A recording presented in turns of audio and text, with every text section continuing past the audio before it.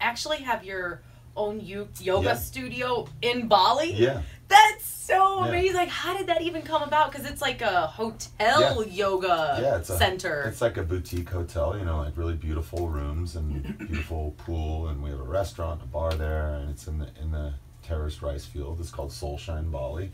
So can we just like if someone just wants to book a trip if you there, just want to book a room, you can just go to Soulshine Bali and do that. And if you want to sign up for a retreat, there's they're all listed on the website. That is so cool. What's that website? Go ahead and plug Soulshinebali.com. It's Soulshine Bali. Yeah. So we're gonna get a trip to out there, right? Some Soulshine. Did you want to show us your favorite yoga move? Of course. Stand back. Let's see what I got enough room. Chair. That is impressive. There you go. Now Look hand me a guitar. Now it gets really good, y'all. Awesome.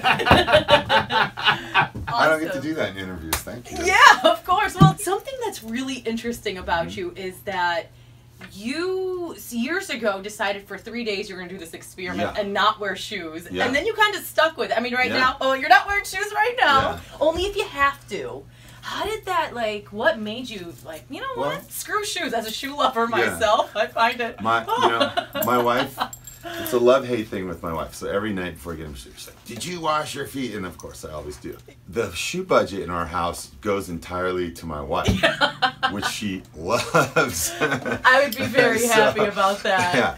So it works out in her favor. But I started traveling to countries where people couldn't afford to wear shoes, and I would try to take off my shoes and walk around for 3 steps. I couldn't even, I couldn't barely, walk. It was so painful. So I decided to go home for 3 days in San Francisco and go barefoot, just as like a shoe fast. And then that turned into a week and a month and a year, and it's been since 2000 that I basically don't wear shoes. Like today, walking into the building, most buildings require it, so I bring my flip-flops.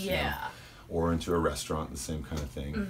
But these are if you have to wear shoes, you wear flip-flops. These are my winter boots. They're my fancy pants, go to church shoes. See, and you say winter because you actually have roots. Your family is from the UP. Yes. So if you are visiting the UP in the winter, are you walking I put it this snow up to here? If someone else is putting on gloves, then I'm putting on proper shoes, Since you don't wear shoes for most of the time, what is the grossest or most painful thing you have stepped on? Well, the first thing though is when you do walk around barefoot, you always look. You're conscious of every step. You have to be. Every step feels completely different. There's cracks, there's carpet, there's heat, there's cold, there's wet. There's prickly things. Probably the grossest thing though is just still when you step in dog shit and you you step I've done it barefoot. Yeah, and you're like, is that a banana? And you're like, there's no way. There's a banana just in the middle of this grassy field in the park, where all these dogs are running around, and you just realize it. The most painful thing is I did have I was in a show and we were playing at a festival in Italy, and there was gravel, and I go out into the audience, and it's like they put all this gravel down because it had been raining at the festival so much, and I was getting the whole crowd and myself jumping up and down, and something just went in the bottom of my foot. And it was it was a rock, a sharp rock, and I get up on stage and the audience are all pointing at me, and I'm kind of down where my feet are, but I'm thinking they're pointing to something behind me. And I look down, and there's just this pool of blood that's formed. I didn't even realize, I felt something sharp, but I didn't realize it had cut me. And so I had to have 12 stitches in the bottom of my foot. Oh, you just make sure to always watch your steps. Now, you have kids, right? I've got 2 sons, You have 2 sons. So I don't know if they play with Legos or not, but... Yeah, well, they did. They don't anymore, but...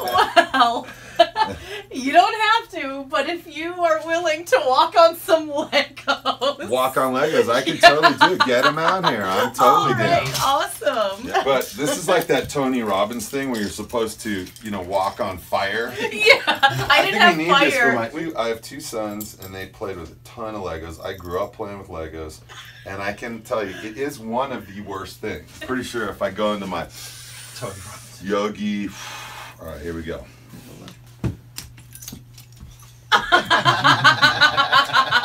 Back again. Oh, there we go. Now jump on the Legos. Wow. What's to hurt you? Oh, I'm trying to see his pain tolerance. Oh, there we have one. Compared to the rock, I assume that was nothing, right? Yeah. All right. That's great. Great idea.